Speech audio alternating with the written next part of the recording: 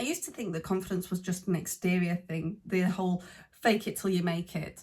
And this is how I proved myself wrong. And hopefully with this, it will help you change your mindset and enlighten you on how I changed my life and how you can too. So I am Louise Ann, and this is the Confidence Catalyst series. This is a series that I'm doing on YouTube, 31 videos over 31 days. And in this video, I'm going to be talking about how I changed my attitude from confidence being a persona that I put on to something that I embody, and how that shift actually changed aspects of my life.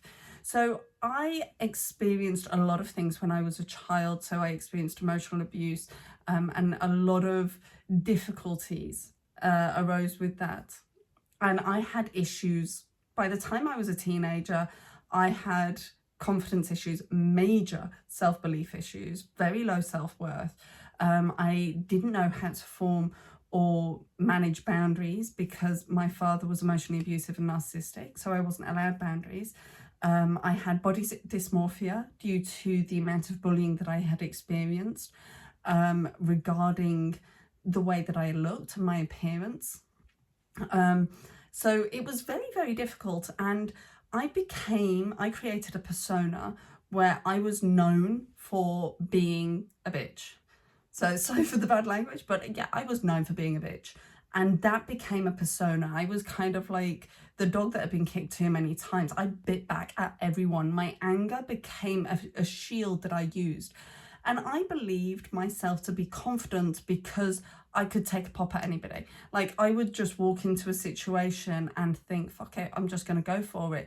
Not because I had confidence, but just because I had such little care for myself that I didn't care what happened. I didn't care what the outcome was because I had nothing else to lose. And that wasn't a place of confidence, but it did mean that I would just go out and do things. It did mean that I would just go and take action because I just didn't care. I didn't care what the outcome was. And ironically, that is similar to what confidence, when you embody confidence, there is a similar play in that. So confidence is when your mind believes that you can handle whatever the outcome is going to be. That is where confidence comes from. That's how you build confidence. And in order to build that confidence, you need to take actions to create the evidence for your mind to then use and say, you know, look, this outcome is going to be okay.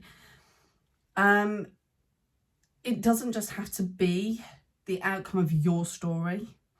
It can be the outcome of somebody else's. So my mum left my emotionally abusive father when I was a teenager, and that gave me the confidence to believe that when I found out that my husband was cheating, that I could actually be a single mum, that I could manage it, because I used the evidence of her story to give me a belief that I could also do the same.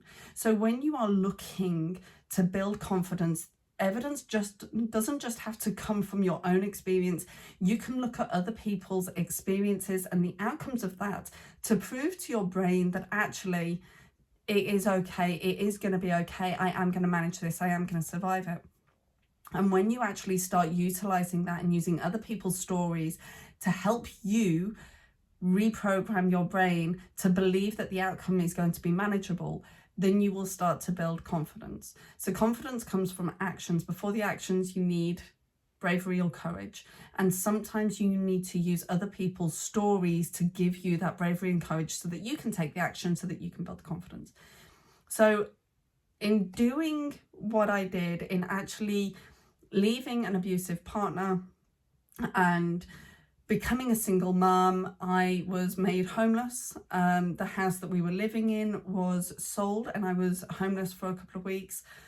I then moved into, the money managed to come through and I managed to start renting. I was a single mum to my 2 daughters and I rented on my own for a period of time.